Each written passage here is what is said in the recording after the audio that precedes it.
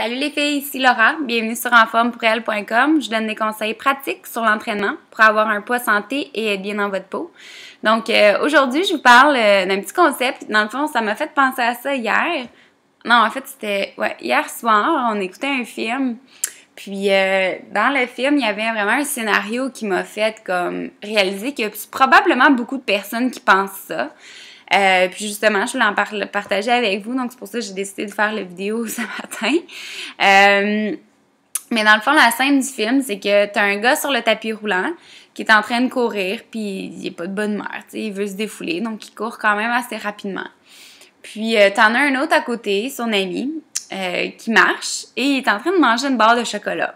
Puis là, le gars qui est en train de courir, il le regarde et dit, ben, tu sais, qu'est-ce que tu fais? T'es en train de manger ta barre de chocolat.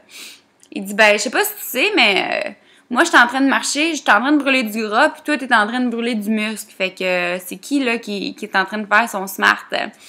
Puis j'ai trouvé ça tellement drôle parce que je suis sûre que c'est une scène niaiseuse, là, comme qu'on peut dire, mais je suis sûre qu'il y en a beaucoup qui le pensent. Je pense pas qu'ils sont de là à aller manger une barre de chocolat pendant qu'ils font du tapis roulant, mais on sait pas qu'est-ce qu'ils font après ou avant, peu importe. Mais c'est juste pour vous ramener un peu dans cette situation-là, puis vous expliquer dans le fond que c'est pas... Brûler du gras, ça revient au nombre de calories que tu vas brûler dans ta journée. On s'entend que de courir versus que de marcher, ça fait brûler beaucoup plus de calories en bout de ligne. Par contre, ce que le monde va dire, puis ce qui est vrai quand même, c'est que, disons, on fait 1 heure de course versus 1 heure de marche, OK? En 1 heure de marche, on va brûler plus de calories venant du gras, un certain pourcentage qui peut probablement se résumer autour de, disons, je fais un exemple, là, mais de 10 calories de plus que vous avez brûlé de gras, versus vous en avez peut-être juste brûlé 5 calories de gras pendant 1 heure. Là, ça, c'est vraiment pas réaliste, là, mais dans le sens que vous avez peut-être brûlé un petit peu moins de calories de gras en faisant votre course. Mais le nombre de calories totales que vous avez brûlé, on s'entend que le 1 heure de course versus le 1 heure de marche, vous en avez brûlé probablement le triple, facile.